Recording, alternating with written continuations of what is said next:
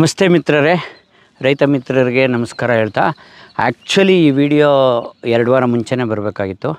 ಕಳೆದ ವಿಡಿಯೋ ನಾನು ಟೊಮೊಟೊ ಬೆಳೆಗೆ ಬೆಡ್ ಪ್ರಿಪ್ರೇಷನ್ ಹೇಳಿದ್ದೆ. ಸೊ ಏನೇನು ವಿವಿಧ ರೀತಿಯ ಸಾವಯವ ಜೈವಿಕ ಗೊಬ್ಬರಗಳನ್ನು ಹಾಕಬೇಕು. ಆ ನಂತರದಲ್ಲಿ ನಾನು ಅಲ್ಲಿ ಕೊನೆಯಲ್ಲಿ ಹೇಳಿದ್ದೆ ನಾಟಿ ನಂತರದ ಆರೈಕೆ ಹೇಗಿರಬೇಕು ಅನ್ನೋದು. ಸೊ ಬೇರೆ ಬೇರೆ ಹಂತದಲ್ಲಿರೋ ಬೆಳೆಗಳಿದ್ದಾವೆ. ಈಗ ಇಲ್ಲೇನು ನಾನು ಈ ಪ್ಲಾಟಲ್ಲಿ ನಿಂತು ತೋರಿಸ್ತಿದ್ದೀನಿ, ಇದು ದಿಬ್ಬೂರು ಗ್ರಾಮ ರಾಜನಕುಂಟೆ ಏರಿಯಾದಲ್ಲಿ ಮುನ್ರಾಜು ಎನ್ನೋರ ತೋಟದಲ್ಲಿರ್ತಕ್ಕಂಥದ್ದು. ಇದು ನೋಡಿ 16 ದಿವಸದ ಬೆಳೆ ಟೊಮೊಟೊ ಬೆಳೆ.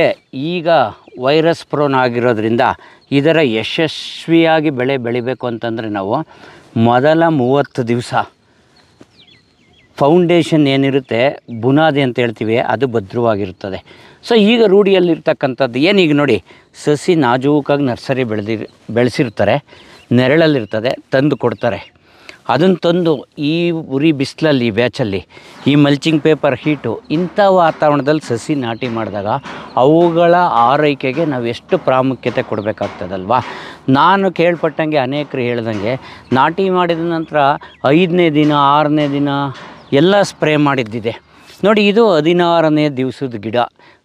ನಾನು ಪ್ಯಾಕೇಜ್ ಕಳೆದ 3 ವರ್ಷದಿಂದ ಏನು ಹೇಳ್ತಿದ್ದೀನಿ, ಒಂದು ಸ್ಪ್ರೇ ಆಗಿದೆ 12ನೇ ದಿವಸದಲ್ಲಿ. ಬಟ್ ಡೈರೆಕ್ಟಾಗಿ ಸ್ಪ್ರೇ ಮಾಡೋದ? ಈಗ ನರ್ಸರಿಯಲ್ಲಿರೋ ಸಸಿನ ತಂದು ನಮ್ಮ ಭೂಮಿಗೆ ಹೊಂದ್ಕೋಬೇಕು, ಇಲ್ಲಿ ಬೇರುಗಳು ಬೆಳವಣಿಗೆ ಆಗಬೇಕು, ಗಿಡ ಸಾಯಬಾರ್ದು ಅಂದರೆ ಆರೈಕೆ ಬೇಕೇ ಬೇಕು. ಸೊ ಹೇಗಿರಬೇಕು? ಈಗ ಔಷಧಿಗಳ ಬಳಕೆ ಗಿಡ ಸಾಯ್ದಂಗೆ ಇರಬೇಕು. ಪ್ರಾರಂಭದಲ್ಲಿ ಇದು ಓಪನ್ ಫೀಲ್ಡ್ ಆಗಿರೋದ್ರಿಂದ ವಿವಿಧ ರೀತಿಯ ರಸ ಇರೋ ಕೀಟಗಳು ಬರ್ತಿರ್ತವೆ, ರಸ ಹೀರ್ಕೊಳ್ತಾ ಇರ್ತವೆ. ಔಷಧಿ ಸ್ಪ್ರೇ ಮಾಡೋದೊಂದೇ ಪರಿಹಾರನ? ಎಲ್ಲರಲ್ಲಿರೋದು ಇದೇ ಮನೆ ಭಾವ. ಔಷಧಿ ಕೊಡ್ಬೋದು, ಆ ಕೀಟಗಳ ಹತೋಟಿಗೆ ಸ್ಪ್ರೇ ಮಾಡಿದಾಗೆ ಕೊಡ್ಬೋದು. ಹೇಗೆ? ಈಗ ಒಂದು ಎಳೆಯ ಮಕ್ಕಳಿಗೆ ಕಾಯಿಲೆ ಬಂದಾಗ ಏನು ಮಾಡ್ತೀವಿ, ಈಗ ನಮ್ಮ ಕಾಯಿಲೆ ಬಂದಾಗ ಇಂಜೆಕ್ಷನ್ಸ್ ಕೊಡ್ತಾರೆ, ಮಾತ್ರೆ ಕೊಡ್ತಾರೆ. ಎಳೆಯ ಪಾಪುಗೆ ಡ್ರಾಪ್ಸು ಸಿರಪ್ ಹಾಕ್ತಾರಲ್ವ, ಆ ರೀತಿಯಲ್ಲಿ ನಾನು ಹೇಳ್ತಕ್ಕಂಥದ್ದು ಈ ಸಸಿಗಳಿಗೆ ಪ್ರಾರಂಭದಲ್ಲಿ ಬರ್ತಕ್ಕಂಥ ಕೊಳೆ ರೋಗ ಆಗಿರ್ಬೋದು, ಕತ್ತುಕೊಳೆ ರೋಗ ಆಗಿರ್ಬೋದು, ಸಸಿ ಸಾಯೋದು, ಹುಳ ಕಡಿಯೋದು ಅಥವಾ ರಸ ಇರೋ ಕೀಟಗಳು, ಇವೆಲ್ಲವುಗಳಿಗೂ ಪರಿಹಾರ ಕೊಡ್ತಕ್ಕಂಥ ಅನೇಕ ಔಷಧಿಗಳು ಮಾರ್ಕೆಟಲ್ಲಿ ಲಭ್ಯ ಇದೆ ನೋಡಿ. ಒಂದೇ ಔಷಧಿನಲ್ಲಿ ಈಗ ನಾನೇನು ಹೇಳಿದೆ ಅಷ್ಟು ಸಮಸ್ಯೆಗೆ ಪರಿಹಾರ ಸಿಗ್ತಕ್ಕಂಥ ಒಂದು ಔಷಧಿ ನಾನು ಅನೇಕ ಬಾರಿ ಹೇಳಿದ್ದೀನಿ. ಸಿಟ್ರಮ್ ಅಥವಾ PCT410 ಏನಿದೆ, ಪೈರಕ್ಲಾಸ್ಟ್ರೋಬಿನ್, ಕ್ಲೋಥಿಯಾನಿಡಿನ್ ಮತ್ತು ಥೈರಾಮ್, 2 ಫಂಗಿಸೈಡು, 1 ಇನ್ಸೆಕ್ಟಿಸೈಡು ಕಾಂಬಿನೇಷನ್ ಇರ್ತಕ್ಕಂಥ ಒಂದು ಪ್ರಾಡಕ್ಟು. ನಾಟಿ ಮಾಡಿದ 3ನೇ ದಿವಸದಲ್ಲಿ ನೀವು ಸಿಟ್ರಮ್ ಬಗ್ಗೆ ಡೀಟೇಲ್ಸ್ ಬೇಕಾದ್ರೆ ನನ್ನ ಚಾನಲ್ನಲ್ಲಿ ವೀಡಿಯೋ ಇದೆ, ಡೀಟೇಲ್ಸ್ ನೋಡ್ಕೊಳ್ಳಿ. ಅದರಲ್ಲಿ ನಾಟಿ ಮಾಡಿದ 3ನೇ ದಿವಸ ನಾನು ರೆಕಮೆಂಡ್ ಮಾಡೋದು.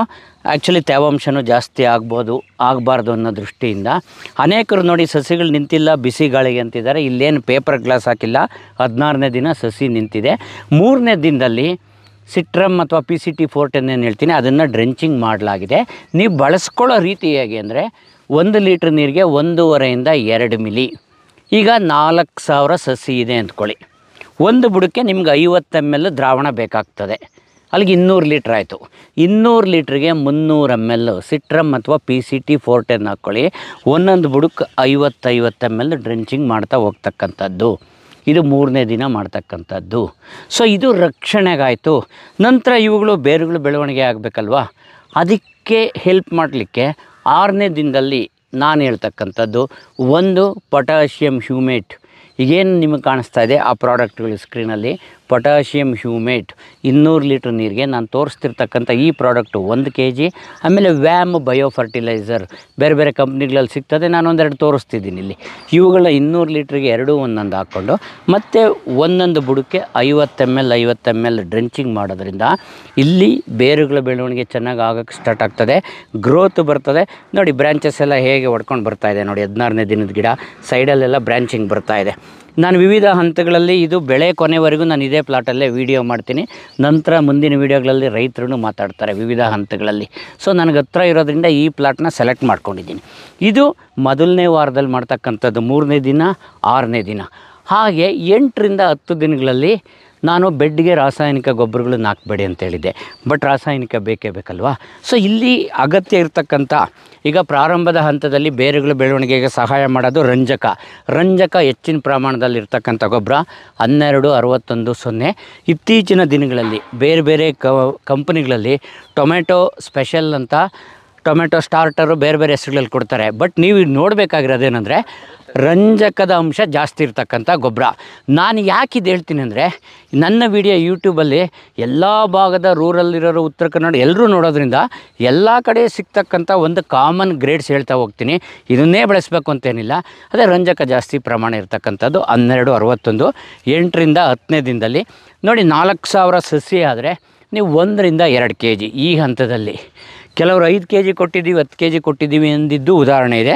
ಅಷ್ಟು ಜೀರ್ಣಿಸ್ಕೊಳ್ತಕ್ಕಂಥ ಒಂದು ಪ್ರಮೇಯ ಇಲ್ಲ ಈ ವಯಸ್ಸಿನ ಸಸಿಗಳಿಗೆ. ಅನಾವಶ್ಯಕವಾಗಿ ಯಾಕೆ ಕೊಡಬೇಕಲ್ವಾ? ಸೊ ಅದರ ನಂತರ ನಾನು ಹೇಳ್ತಕ್ಕಂಥದ್ದು, ಈ ಗೊಬ್ಬರ ಕೊಟ್ಟು 2 ದಿನಕ್ಕೆ ನನ್ನ ಪ್ಯಾಕೇಜಲ್ಲಿ ನಾನು ಹೇಳ್ತಕ್ಕಂಥದ್ದು ಇನ್ನೊಂದು ಆರ್ಗ್ಯಾನಿಕ್ ಲಿಕ್ವಿಡ್ ಏನಿದೆ, ವರ್ಮಿ ಹ್ಯೂಮ್. ಅದು ವರ್ಮಿ ಹ್ಯೂಮ್ ಕೊಡ್ತಕ್ಕಂಥದ್ದು, ಅದು 12ನೇ ದಿನ. ಹಾಗೆ 12ನೇ ದಿನ ಒಂದು ಸ್ಪ್ರೇ ಮಾಡ್ಕೊಳ್ತಕ್ಕಂಥದ್ದು. ಇಲ್ಲಿ ನಾನು ನೋಡಿ ಫಿಪ್ರೋನಿಲ್ಲು ಮತ್ತು ಅಸಿಟಮೈಪ್ರೈಡ್ ಕಾಂಬಿನೇಷನ್ ಇರ್ತಕ್ಕಂಥದ್ದು, ರಂಗೀಲ, ಸುಪ್ರಾನಿಲ್ಲು, ಟ್ರಿಲಿಯಾನ್ ಈ ಥರ ಬೇರೆ ಬೇರೆ ಹೆಸರಲ್ಲಿ ಬರ್ತದೆ. ಅದನ್ನು 1ರಿಂದ 1.5 ml 1 ಲೀಟ್ರ್ ನೀರಿಗೆ. ಇದು ನೀವು ಸ್ಪ್ರೇ ಮಾಡೋ ವಿಧಾನ ಬಹಳ ಮುಖ್ಯ. ಚಿಕ್ಕ ಸಸಿಗಳು ಬೇಸಿಗೆ ಬಿಸಿಲು ಜಾಸ್ತಿ ಇರ್ತದೆ, ಬಹಳ ತೆಳುವಾಗಿ ಸ್ಪ್ರೇ ಮಾಡಬೇಕು ನೀವು, ಜಾಸ್ತಿ ನೆನೆಸೋಕ್ಕೆ ಹೋಗಬಾರ್ದು. ಇದು 12ನೇ ದಿನ ಆಯಿತು. ನಂತರ 10ನೇ ದಿನ ನೀವು 1261 ಕೊಟ್ಟಿದ್ದರೆ ಅದಾದ 5 ದಿವಸಕ್ಕೆ 15ನೇ ದಿವಸಕ್ಕೆ ಇನ್ನೊಂದು ಸರಿ ರಂಜಕದ ಅಂಶ ಜಾಸ್ತಿ ಇರ್ತಕ್ಕಂಥ ಗೊಬ್ಬರ, ಸ್ವಲ್ಪ ಪ್ರಮಾಣದಲ್ಲಿ ಪೊಟ್ಯಾಶ್ ಇರ್ತಕ್ಕಂಥದ್ದು 13 40 13. ಸೊ ಎಕರೆಗೆ 5ರಿಂದ 6000 ಗಿಡ ಇತ್ತು ಅಂದರೆ 2 kg ಗೊಬ್ಬರ ಕೊಡ್ಬೋದು. ಇದು 15 ದಿವಸದ್ದಾಯ್ತು. ಇದು 16ನೇ ದಿನದ ಗಿಡ. ನೆಕ್ಸ್ಟು 12ನೇ ದಿನ ಸ್ಪ್ರೇ ಮಾಡಿದರೆ ವರ್ಮಿ ಹ್ಯೂಮ್ ಬಿಟ್ಟಿದೆ. 1 ವಾರಕ್ಕೆ 18 ಅಥವಾ 19ನೇ ದಿನದಲ್ಲಿ ಮತ್ತೆ ಒಂದು ಸೀವೀಡ್ ಎಕ್ಸ್ಟ್ರಾಕ್ಟ್, ಹಾಗೆಯೇ ಬಯೋ ಫರ್ಟಿಲೈಸರು ನೀವು ನಿಮ್ಮ ಏರಿಯಾದಲ್ಲಿ ಲಭ್ಯ ಇದ್ದರೆ MMP ಗೇರ್ ಸಿಸ್ಟಮ್ ಏನು ಹೇಳಿದ್ದೀವಿ, ಅದು ನೀವು ಗೇರ್ 1 ಜೊತೆಯಲ್ಲಿ ನೀವು ಸೀವೀಡ್ ಎಕ್ಸ್ಟ್ರಾಕ್ಟು ಕೊಡಬಹುದು. ಆ ನಂತರದಲ್ಲಿ ನೀವು ನೆಕ್ಸ್ಟ್ 18ನೇ ದಿನದಲ್ಲಿ ಏನು ಸ್ಪ್ರೇ ಮಾಡ್ಕೋಬೋದು, ಒಂದು ಬೆನೀವಿಯಾ ಸ್ಪ್ರೇ ಮಾಡ್ಕೋಬೋದು. ಸೊ ಬೆನೀವಿಯಾದಲ್ಲಿ ವಿವಿಧ ರೀತಿಯ ರಸಾಯನ ಕೀಟಗಳಿರುತ್ತೆ, ಎಲೆ ತಿನ್ನೋ ಹುಳುಗಳು ಹತೋಟಿ ಆಗ್ತದೆ. ಈ ವಾತಾವರಣದಲ್ಲಿ ಆ್ಯಕ್ಚುಲಿ ಫಂಗಿಸೈಡ್ ಅವಶ್ಯಕತೆ ಇರಲ್ಲ. ಚಿಲೇಟೆಡ್ ಫಾರ್ಮಲ್ಲಿರೋ ಮೈಕ್ರೋ ನ್ಯೂಟ್ರಿಯೆಂಟ್ಸ್ ಹಾಕ್ಕೋಬೋದು. ಇದು 18ನೇ ದಿನಕ್ಕಾಯಿತು. ಸೊ 15ನೇ ತಾರೀಕು 13 40 13 ಕೊಟ್ಟಿದ್ವಿ. ಆನಂತರ ಒಂದು ಬಯೋಸ್ಟಿಮ್ಯುಲೆಂಟು ಬಯೋ ಫರ್ಟಿಲೈಸರ್ ಕೊಟ್ವಿ, ಒಂದು ಸ್ಪ್ರೇ ಆಯಿತು. 20ನೇ ದಿನದಲ್ಲಿ ಆಲ್ 19 ಅಂದರೆ ಸಾರಜನಕ, ರಂಜಕ, ಪೊಟ್ಯಾಶ್ 3 ಸಮ ಪ್ರಮಾಣದಲ್ಲಿರ್ತಕ್ಕಂಥ 19 ಆಲ್ ಗೊಬ್ಬರ 2 kg. ಸೊ ಡೆನ್ಸಿಟಿ ಜಾಸ್ತಿ ಇದ್ದರೆ, ನೀವು ಪ್ಲ್ಯಾಂಟ್ಸ್ ಜಾಸ್ತಿ ಹಾಕಿದರೆ 3 kg ಕೊಡ್ಬೋರ್ತಕ್ಕಂಥದ್ದು. ಸೊ ಆ ನಂತರದಲ್ಲಿ 18ನೇ ದಿನ ಸ್ಪ್ರೇ ಆಗಿತ್ತಲ್ಲ, ನೆಕ್ಸ್ಟ್ 24ನೇ ದಿನದಲ್ಲಿ ಸ್ಪ್ರೇ ಮಾಡಬೇಕಾಗ್ತದೆ. ಒಂದು ಬಯೋಸ್ಟಿಮ್ಯುಲೆಂಟ್ ಕೊಡಬೇಕಾಗ್ತದೆ. MMP ಗೇರ್ 2 ಜೊತೆಯಲ್ಲಿ ನಾನು ಬಯೋಸ್ಟಿಮ್ಯುಲೆಂಟ್ ಹೇಳ್ತಕ್ಕಂಥದ್ದು ಒಂದು ಗೋಲ್ಡನ್ ಡ್ರಾಪ್ ಅಂತಕ್ಕಂಥ ಒಂದು ಪ್ರಾಡಕ್ಟು, ವಿವಿಧ ರೀತಿಯ ಆರ್ಗ್ಯಾನಿಕ್ ಕಂಟೆಂಟ್ಸ್ ಇರ್ತದೆ, ಅದನ್ನು ಕೊಡ್ಬೋದು. 24ನೇ ದಿನ ಸ್ಪ್ರೇ ಏನು ಮಾಡ್ಬೋದು, ನೀವಲ್ಲಿ ಫೀಲ್ಡಲ್ಲಿ ಗಮನಿಸಿ, ರಂಗೋಲಿ ಈ ಥರದ್ದೆಲ್ಲಾದರೂ ಏನಾದರೂ ಇತ್ತು ಅಂತಂದರೆ ನೀವು ಅಬಾಸಿನ್ ಮಾಡ್ಕೋಬೋದು. ಈ ಬಿಸಿಲು ಟೆಂಪ್ರೇಚರಲ್ಲಿ ನೀವು 24 ದಿನಕ್ಕೆ ಪ್ಲೆಸಿವನು ಮಾಡ್ಬೋದಾಗಿದೆ. ಸ್ವಲ್ಪ ಹುಷಾರಾಗಿ ಮಾಡಬೇಕಾಗ್ತದೆ. ಸೊ ಪ್ಲೆಸಿವನ 30ನೇ ದಿನಕ್ಕೆ ಇಟ್ಕೊಳ್ಳೋಣ. ಈ ಸೀಸನ್ಗೆ ನಾನು ಹೇಳ್ತಿರೋದು 24ನೇ ದಿನದಲ್ಲಿ ಅಬಾಸಿನ್ನು ಈ ಥರದ್ದು ಇಟ್ಕೋಬೋದು. ಅಥವಾ ವೈಟ್ ಫ್ಲೈಸ್ ಪಾಪ್ಯುಲೇಷನ್ ನಿಮಗೆ ಜಾಸ್ತಿ ಇದೆ ಅಂತಂದರೆ ಒಂದು ಪೈರಿಫ್ರಾಕ್ಸಿಫೆನ್ನು ಆಮೇಲೆ ಡಯಫೆನ್ಥ್ಯೂರಿನ್ ಕಾಂಬಿನೇಷನ್ SLR 525 ಅಂತ ಏನು ಕರಿತೀವಿ, ಇದು ವಿವಿಧ ಕಂಪ್ನಿಗಳಲ್ಲಿದೆ. ಅದು 2 ಮಿಲಿ 1 ಲೀಟ್ರಿಗೆ. ಅದ್ರ ಜೊತೆಯಲ್ಲಿ ಚಿಲೇಟೆಡ್ ಮೈಕ್ರೋ ನ್ಯೂಟ್ರಿಯೆಂಟ್ಸ್ ಹಾಕ್ಕೊಂಡು ಸ್ಪ್ರೇ ಮಾಡ್ಬೋದು ಸ್ನೇಹಿತರೆ. ಹಾಗೆಯೇ ಅದರ ನಂತರ ನೀವು 20ನೇ ದಿನದ್ದು ಗೊಬ್ಬರ ಆಯಿತು. 25ನೇ ದಿನಕ್ಕೆ ಒಂದು ಸರಿ ಕ್ಯಾಲ್ಸಿಯಂ ನೈಟ್ರೇಟ್ ಗೊಬ್ಬರ ಕೊಡಬೇಕು, ಎಕರೆಗೆ 2ರಿಂದ 3 kg. ಹಾಗೆಯೇ 18ನೇ ದಿನಕ್ಕೆ ಸ್ಪ್ರೇ ಆಗಿತ್ತು, ಲಿಕ್ವಿಡ್ ಆಗಿತ್ತಲ್ಲ, ಈಗ 25ನೇ ದಿನಕ್ಕೂ ಆಯಿತು. 24ನೇ ದಿನದಲ್ಲಿ ನೆಕ್ಸ್ಟ್ 30ನೇ ದಿನದಲ್ಲಿ ಸ್ಪ್ರೇ ಮಾಡಬೇಕಾಗಿರೋದು. ನೀವು ಆ ಟೈಮಲ್ಲಿ ಖಂಡಿತವಾಗ್ಲೂ ವೈಟ್ ಫ್ಲೈಸ್ ಇರ್ತದೆ, ನೀವು ಜಾಸ್ತಿ ಹಸಿರು ಸೊಳ್ಳೆ ಏನಂತ ಹೇಳ್ತೀರಿ ಅವು ಇರ್ತದೆ. ಈ ಹಂತದಲ್ಲಿ ನೀವು ವಿವಿಧ ರೀತಿಯ ರಸ ಇರುವ ಕೀಟಗಳ ಹತೋಟಿಗಾಗಿ ಪ್ಲೆಸಿವಾ ಸ್ಪ್ರೇ ಮಾಡ್ಬೋದು 30ನೇ ದಿನದ ಗಿಡಗಳಿಗೆ. 1 ಲೀಟ್ರಿಗೆ 1.25 ಮಿಲಿ ಹಂಗೆ. ಹಾಗೆ ಚಿಲೇಟೆಡ್ ಮೈಕ್ರೋ ನ್ಯೂಟ್ರಿಯೆಂಟ್ಸು 1 ಲೀಟ್ರಿಗೆ 1 ಗ್ರಾಮ್ನಂಗೆ ಸ್ಪ್ರೇ ಮಾಡೋದು 30ನೇ ದಿನ. ಹಾಗೆಯೇ ಗೇರ್ 3 ಜೊತೆಯಲ್ಲಿ ಈ ಹಂತದಲ್ಲಿ ಒಂದು ಬಯೋಸ್ಟಿಮ್ಯುಲೆಂಟು, ಯಾವುದು ಅಮೈನೋ ಆಸಿಡ್ಸ್ ಇರ್ತಕ್ಕಂಥದ್ದು ಯಾವುದಾದ್ರೂ ಒಂದು ಲಿಕ್ವಿಡ್ಡು ನಿಮ್ಮ ಭಾಗದಲ್ಲಿ ದೊರೆಯೋದು. ನಾವೊಂದು ಕಿಂಗ್ಝೈಮು ಅಮೇಜ್ 400 ಈ ಥರದ್ದು ತೋರಿಸ್ತಾ ಇದ್ದೀನಿ ನೋಡಿ. ನಿಮ್ಮ ಭಾಗದಲ್ಲಿ ದೊರೆಯೋದು ಯಾವುದಾದ್ರೂ ಬಿಟ್ಕೋಬೋದು. ಈ 30 ದಿನಗಳ ಮೊದಲ 30 ದಿನ ಏನಾಯಿತು, ಈಗ 10, 15, 20, 25, 30ನೇ ದಿನಕ್ಕೆ ಗೊಬ್ಬರ ಕೊಡಬೇಕಲ್ಲ, 13-0-45 ಗೊಬ್ಬರ ಕೊಡ್ಬೋದು. ಸೊ ಸ್ಪ್ರೇ ಮಾಡೋದಕ್ಕೂ ಗೊಬ್ಬರ ಕೊಡೋದು ಒಂದು ದಿವಸ ವ್ಯತ್ಯಾಸ ಇಟ್ಕೊಂಡೇ ಮಾಡ್ಕೊಳ್ಳಿ. ಹಾಗೆಯೇ ಇದನ್ನು ಸ್ಪ್ರೇ ಮಾಡುವಾಗ ಈ ಬೇಸಿಗೆ ಕಾಲಗಳಲ್ಲಿ ಬೆಳಗಿನ ಹೊತ್ತು ಸ್ಪ್ರೇ ಮಾಡೋದು ಅನುಕೂಲ. ಯಾಕಂದರೆ ಬೇರೆ ಬೇರೆ ಲಾಜಿಕ್ ಕೇಳ್ಬೋದು. ನೋಡಿ, ಇಡೀ ಬಿಸಿಲಲ್ಲಿ ಗಿಡಗಳು ಬಾಡ್ಕೊಬಿಟ್ಟಿರ್ತದೆ. ಬಾಡ್ಕೊಂಡಿರೋ ಗಿಡಗಳಿಗೆ ನೀವು 4 ಗಂಟೆಗೋ 5 ಗಂಟೆಗೋ ಹೋಗಿ ನೇರವಾಗಿ ಸ್ಪ್ರೇ ಮಾಡಿದಾಗ ಔಷಧಿ ಹೀರುವಿಕೆಯ ಪ್ರಮಾಣವೂ ಕಡಿಮೆ ಇರ್ತದೆ, ಅಥವಾ ಏನಾದರೂ ಪ್ರತಿಕೂಲ ಪರಿಣಾಮ ಬೀರುವ ಸಾಧ್ಯತೆಯೂ ಇರ್ತದೆ. ಈ ಮೊದಲ 30 ದಿವಸ ನೀವು ಈ ರೀತಿ ಆರೈಕೆ ಮಾಡ್ಕೊಂಡಿದ್ದಾದರೆ ಸದೃಢವಾಗಿ ಟೊಮೊಟೊ ಬೆಳೆ ಬೆಳೀಲಿಕ್ಕೆ ಸಾಧ್ಯ ಆಗ್ತದೆ. ಒಂದು ನೆನಪಿಟ್ಕೊಳ್ಳಿ, ನೀವು ಟೊಮೊಟೊ ಬೆಳೆ ಹಾಕಿದ್ದೀರಿ ಅಂದರೆ ನಿಮಗೆ ವೈರಸ್ ಬರೋದು ಶತಸಿದ್ಧ ಅಂತಲೇ ತಿಳ್ಕೊಳ್ಳಿ. ವೈರಸ್ ಅಂದರೆ ಒಂದೇ ರೀತಿ ವೈರಸ್ ಇಲ್ಲ, ವಿವಿಧ ರೀತಿಯ ವೈರಸ್ ರೋಗಗಳು ಇದೆ. ಈಗ ವೈರಸ್ ಇದ್ದೇ ಇರುತ್ತೆ, ಬೆಳೆ ಮ್ಯಾನೇಜ್ ಮಾಡಿ ಫಸಲು ತೊಗೋಬೋದು. ನಾನು ಕೆಲವು ವಿಜುವಲ್ಸ್ ನನಗೆ ವಾಟ್ಸಪ್ಪಲ್ಲಿ ಕಳಿಸಿರೋ ನಮ್ಮ ರೈತರು ತೋರಿಸ್ತಾ ಹೋಗ್ತೀನಿ, ನೋಡಿ ಅವನ್ನ ವಿವಿಧ ಹಂತಗಳಲ್ಲಿರ್ತಕ್ಕಂಥ ಬೆಳೆ. ಸೊ ವೈರಸ್ ಮ್ಯಾನೇಜ್ ಮಾಡಲಿಕ್ಕೆ, ವೈರಸ್ ಇದ್ದರೂ ಬೆಳೆ ತಗೊಳ್ಳಿಕ್ಕೆ, ಆಮೇಲೆ ಹೆಚ್ಚು ದಿನಗಳ ಕಾಲ ಬೆಳೆ ಉಳಿಸ್ಕೊಳ್ಳಿಕ್ಕೆ ಸಹಾಯ ಆಗೋಂಥ ಪ್ಯಾಕೇಜ್ ಆಫ್ ಪ್ರಾಕ್ಟೀಸಸ್ ನಾನು ತೋರಿಸ್ತಿರ್ತಕ್ಕಂಥದ್ದು. ಕೆಲವರಲ್ಲಿ ಅಸಮಾಧಾನ ಇರ್ತದೆ, ಯಾರೋ 10 kg ಗೊಬ್ಬರ ಕೊಡ್ತಾಯಿದ್ದಾರೆ, 12 ದಿನದ ಗಿಡ, ಏನು ಸರ್ ನೀವು 3 kg ಹೇಳ್ತೀರಾ ಅಂದಿದ್ದು ಇದೆ. ಇವರು 15 ದಿನ ಕಾಲೇ 3 ಸರಿ ಸ್ಪ್ರೇ ಮಾಡಿದೆ, ನಮ್ದು ಇನ್ನೂ ಒಂದೇ ಸರಿ ಆಗಿದೆ, ಅವ್ರದ್ದು ಇನ್ನೂ ಬೆಳೆದಿದೆ ಅಂತ ಕೇಳಿದ್ದು ಇದೆ. So slow and steady wins the race. ನೀವು 2 ತಿಂಗಳ ನಂತರ ಆ ಬೆಳೆ, ಈಗ ನಾನು ಏನು ಹೇಳ್ತಿದ್ದೀನಿ ಇದನ್ನು ಪ್ರಾಕ್ಟೀಸ್ ಮಾಡಿರೋ ಬೆಳೆನ ನೋಡಿ, 4 ತಿಂಗಳ ನಂತರ ನೋಡಿ, 5 ತಿಂಗಳ ನಂತರ ನೋಡಿ, ಆಗ ನಿಮಗೆ ಫಲಿತಾಂಶ ಗೊತ್ತಾಗುತ್ತೆ. ಸೊ ಇನ್ನು ಕೆಲವರು ಹೇಳೋದು ಫೋನೇ ಪಿಕ್ ಮಾಡಲ್ಲ ನೀವು ಅಂತ ಕಾಮೆಂಟ್ ಆಗ್ತಿರ್ತೀರಿ. ಇಲ್ಲಿ ಬಂದಿರೋ ರೈತರು ಗೊತ್ತಿರುತ್ತೆ ನನ್ನ ಕ್ಲಿನಿಕ್ಗೆ. ನೋಡಿ, ಸುಮ್ಮನೆ CCTV ಫುಟೇಜ್ ತೋರಿಸ್ತೀನಿ ನಮ್ಮ ಅಂಗಡಿದು.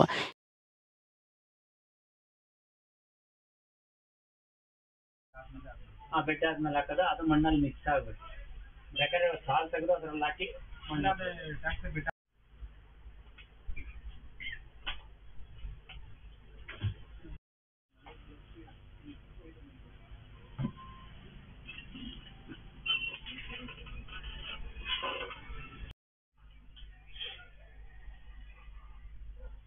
ಹೇಗೆ ಕ್ರೌಡ್ ಇರುತ್ತೆ, ಬೇರೆ ಅಂಗಡಿಗಳಲ್ಲಿ ಇನ್ನೂ ಕ್ರೌಡ್ ಇರ್ಬೋದು. ಅಲ್ಲಿ ಹೇಗಿರುತ್ತೆ ಅಂದರೆ ಬಂದ ತಕ್ಷಣ ಔಷಧಿ ಕೊಟ್ಟು ಕಳಿಸ್ತಾ ಇರ್ತಾರೆ. ಬಟ್ ನನ್ನ ಹತ್ರ ಬಂದಿರೋ ರೈತರಿಗೆ ಅನುಭವ ಇರುತ್ತೆ, ಎಲ್ಲ ಮಾಹಿತಿ ಕಲೆ ಹಾಕಿ ನಾನು ಹಳೆ ಹಿಸ್ಟ್ರಿ ನೋಡಿ ಆಮೇಲೆ ಅವ್ರಿಗೆ ಮಿನಿಮಮ್ ಒಬ್ಬ ರೈತರನ್ನ ಅಟೆಂಡ್ ಮಾಡೋಕ್ಕೆ ಒಂದು ಅರ್ಧ ಗಂಟೆ ಆದರೂ ಬೇಕು. ಹಾಗೆಯೇ ನನ್ನ ಹತ್ರ ಬರೋ ರೈತರು ಬರೀ 1 ಸ್ಪ್ರೇಗೆ ತೊಗೊಂಡೋಗೋಂಥ ರೈತರುಗಳು ಭಾಳ ತೀರಾ ವಿರಳ. ದೂರದಿಂದ ಬಂದಿರ್ತಾರೆ, 2 ಸ್ಪ್ರೇ 3 ಸ್ಪ್ರೇ 4 ಸ್ಪ್ರೇ ಒಟ್ಟಿಗೆ ತೊಗೊಂಡೋಗೋದ್ರಿಂದ ಸಮಯ ತಗೊಳ್ತದೆ. ಅಷ್ಟು ಕ್ರೌಡು ಅಲ್ಲಿ ಕೂತಿರುವಾಗ ರೈತರು ದೂರದಿಂದ ಬಂದು ನಾನಿಲ್ಲಿ ಫೋನ್ ಅಟೆಂಡ್ ಮಾಡಿ ಫೋನಲ್ಲಿ ಮಾತಾಡ್ತಾ ಇದ್ದರೆ ಅವ್ರಿಗೇನು ಅನಿಸುತ್ತಲ್ವ, ಅದೇ ಜಾಗದಲ್ಲಿ ನೀವಿದ್ದರೆ ನೀವೇನು ಅನಿಸುತ್ತಲ್ವ. ನೋಡಿ, ಎಲ್ಲ ಮಾಹಿತಿ ನಾನು ಯಾವುದೂ ಸೀಕ್ರೆಟಾಗಿ ಇಟ್ಕೊಂಡಿಲ್ಲ, ವೀಡಿಯೋಗಳಲ್ಲೆಲ್ಲ ರಿವೀಲ್ ಮಾಡ್ತಾ ಇದ್ದೀನಿ. ಅದನ್ನು ಬಳಸ್ಕೊಂಡು ಫಲಿತಾಂಶ ತಗೊಳ್ಳೋರು ಅನೇಕ ಜನ ರೈತರು ಇದ್ದಾರೆ. ಫೋನ್ ಮಾಡಿ ಹೇಳಿದ್ದೀರಿ, ವಾಟ್ಸಪ್ಪಲ್ಲಿ ಕಳಿಸಿದ್ದೀರಿ, ಎಲ್ಲರೂ ಅದೇ ಥರ ಮಾಡ್ಕೊಳ್ಳಿ ಅಂತ ಹೇಳೋದು. ಆಮೇಲೆ ಕೆಲವರು ಎಷ್ಟೋ ಜನ ಬರೀ ಫೋನ್ ನಂಬರ್ ಶೇರ್ ಮಾಡ್ತಾ ಇದ್ದೀರಿ. ನೋಡಿ, ಇವರು ಕೇಳೋ ಔಷಧಿ ಹೇಳ್ತಾರೆ ಅಂತ ಹೇಳ್ಬಿಟ್ಟು ಕೊಡ್ತಾ ಇದ್ದೀರಿ. ದಯವಿಟ್ಟು ಅದನ್ನು ಮಾಡಬೇಡಿ. ನಿಮ್ಮ ಸ್ನೇಹಿತರಿಗೆ ನೀವು ಸಹಾಯ ಮಾಡಬೇಕು ಅಂತ ಮನಸ್ಸಿದ್ರೆ ಖಂಡಿತವಾಗ್ಲೂ ನನ್ನ ವಿಡಿಯೋಗಳನ್ನು ಶೇರ್ ಮಾಡಿ. ಸೊ ಅನ್ಯತಾ ಭಾವಿಸಬೇಡಿ, ಸಮಯನ ಸರಿದೂಗಿಸ್ಬೇಕಲ್ವಾ, ಆದ್ದರಿಂದ ನಾನು ಈ ಮಾತು ಹೇಳ್ತಾ ಇದ್ದೀನಿ. ಹಾಗೆಯೇ ಈ ರೀತಿ ಮಾಡ್ತಾ ಹೋದಾಗ ಇಷ್ಟೊಂದು ಬಂಡವಾಳ ಹಾಕಿ ನೀವು ಮಲ್ಚಿಂಗ್ ಪೇಪರೆಲ್ಲ ಬಳಸಿರ್ತೀರ, ಇದು ಒಂದು ಟೊಮೊಟೊ ಬೆಳೆಗೆ ಆಗೋಗಬಾರ್ದು. ಟೊಮೊಟೊ ಬೆಳೆ ಬೆಳೆದ ನಂತರ ಇನ್ನೊಂದು ಬೆಳೆಗೂ ಬೆಳೆಯೋಕ್ಕೂ ಸಹಾಯ ಆಗಬೇಕು. ಆ ನಿಟ್ಟಿನಲ್ಲಿ ಇದೇನು ವಿವಿಧ ಬಯೋಸ್ಟಿಮ್ಯುಲೆಂಟು, ಬಯೋಫರ್ಟಿಲೈಸರು, ಕಡಿಮೆ ಪ್ರಮಾಣದಲ್ಲಿ ಡ್ರಿಪ್ನಲ್ಲಿ ಕೊಡ್ತಕ್ಕಂಥ ರಾಸಾಯನಿಕ ಗೊಬ್ಬರಗಳನ್ನ ನಾನು ಹೇಳ್ತಾ ಇರ್ತಕ್ಕಂಥದ್ದು. ಸೊ ಬೆಳೆ ಉತ್ತಮ ಗುಣಮಟ್ಟದಲ್ಲಿ ಬೆಳೆಯೋದಕ್ಕೆ, ಹೆಚ್ಚಿನ ದಿನಗಳ ಕಾಲ ಫಸಲು ಉಳಿಸ್ಕೊಳ್ಳಿಕ್ಕೆ. ಯಾಕಂದರೆ ರೈತನಿಗೆ ಯಾವಾಗಲೂ ಕಂಟಕವಾಗಿರ್ತಕ್ಕಂಥದ್ದು ಮಾರುಕಟ್ಟೆಯಲ್ಲಿರೋ ಬೆಲೆ. ನಿಮ್ಮ ಫಸಲು ತುಂಬಾ ಬಂದುಬಿಟ್ಟಿರ್ತದೆ, ಆ ವಾರ 2 ವಾರದಲ್ಲಿ ರೇಟ್ ಬಿದ್ದೋಗಿದ್ರೆ ಸೊ ಯಾವುದೂ ಗ್ಯಾರಂಟಿ ಇರೋಲ್ಲ. ಜಾಸ್ತಿ ದಿನ ಫಸಲು ಇರೋ ಥರ ನಾವು ಮ್ಯಾನೇಜ್ ಮಾಡ್ಕೊತ ಹೋದರೆ ಯಾವಾಗಾದರೂ ಒಂದಷ್ಟು ದಿನ ರೇಟ್ ಸಿಗ್ಬೋದಲ್ಲ ಅನ್ನೋ ನಿರೀಕ್ಷೆಯಲ್ಲಿ ನಾನು ಈ ಪ್ಯಾಕೇಜನ್ನು ಮಾಡ್ತಾಯಿದ್ದೀನಿ ಸ್ನೇಹಿತರೆ. ಸೊ ಈಗ ಇನ್ನೊಂದು ರಿಕ್ವೆಸ್ಟ್ ನಾನು ಎಲ್ರಿಗೂ ಕೇಳೋದು, ಭಾಳ ದಿನ ಇತ್ತೀಚೆಗೆ ಫೋನ್ ಮಾಡಿಬಿಟ್ಟು ಒಂದು ಫೋಟೋ ಹಾಕ್ಬಿಟ್ಟು ಇದಕ್ಕೇನು ಸ್ಪ್ರೇ ಮಾಡಬೇಕು ಅಂತ ಕೇಳ್ತಿದ್ದೀರಿ. ದಯವಿಟ್ಟು ನನ್ನ ಅಂಗಡಿ ಬಂದಿರೋರ್ಗೆ ಅನುಭವ ಆಗಿರುತ್ತೆ. ಒಂದು ಸ್ಪ್ರೇಗಳು ನಾನು ಹೇಳ್ಬೇಕಂತಂದರೆ ಆ ಬೆಳೆಯ ಮಾಹಿತಿ ತುಂಬ ಅವಶ್ಯಕತೆ ಇರ್ತದೆ. ಇದಕ್ಕೆ ಏನೇನು ಗೊಬ್ಬರ ಕೊಡಲಾಗಿದೆ, ಏನೇನು ಬಯೋಸ್ಟಿಮ್ಯುಲೆಂಟ್ ಕೊಡಲಾಗಿದೆ, ಮೊದಲು ಏನು ಸ್ಪ್ರೇ ಮಾಡಲಾಗಿದೆ, ಇವೆಲ್ಲ ಮಾಹಿತಿ ಆಧಾರದ ಮೇಲೆ ವಯಸ್ಸಿಗೆ ಅನುಗುಣವಾಗಿ ಔಷಧಿ ನಿರ್ಧಾರ ಆಗುವಾಗ ನೀವು ಫೋಟೋ ಹಾಕ್ಬಿಟ್ಟು ಇದಕ್ಕೇನು ಔಷಧಿ ಹೊಡೀಲಿ ಅಂತ ಕೇಳಿದರೆ ಖಂಡಿತ ಉತ್ತರ ಕೊಡೋದು ಸಮಂಜಸ ಅಲ್ಲ. ನಾನು ಉತ್ತರನೂ ಕೊಡ್ತಾ ಇಲ್ಲ. ಫೋನ್ನಲ್ಲೂ ಇದೇ ಪ್ರಶ್ನೆ ಕೇಳ್ತಿದ್ದೀರಾ, ಅದಕ್ಕೆ ವೀಡಿಯೋಗಳನ್ನ ನೋಡಿ ಅಂತ ನೀವು ಹೇಳ್ತಾ ಇದ್ದೀನಿ. ಇದೆಲ್ಲ ಹೇಳ್ತಿರೋದು ಏನಕ್ಕಾಗಿ ಅಂದರೆ ಅಟ್ಲೀಸ್ಟ್ ರೈತನಿಗೆ ನಷ್ಟ ನಷ್ಟ ಆಗಬಾರ್ದು ಅನ್ನೋ ದೃಷ್ಟಿಯಿಂದ. ಸೊ ಈ ಮಾಹಿತಿ ಎಲ್ರಿಗೂ ಇಷ್ಟ ಆಗಿದೆ ಅಂದ್ಕೊತೀನಿ. Thank you very much. ಈ ಪ್ಲಾಟ್ನಲ್ಲಿ ಮುಂದಿನ ದಿನಗಳಲ್ಲಿ ಇನ್ನೂ ಬೇರೆ ಬೇರೆ ಹಂತಗಳಲ್ಲಿ ಹೆಚ್ಚು ವೀಡಿಯೋಗಳು ಬರುತ್ತೆ. ಈ ಪ್ಲಾಟ್ನ ರೈತರು ಮುಂದಿನ ದಿನಗಳಲ್ಲಿ ಮಾತಾಡ್ತಾರೆ ಸ್ನೇಹಿತರೆ. Thank you very much. Bye.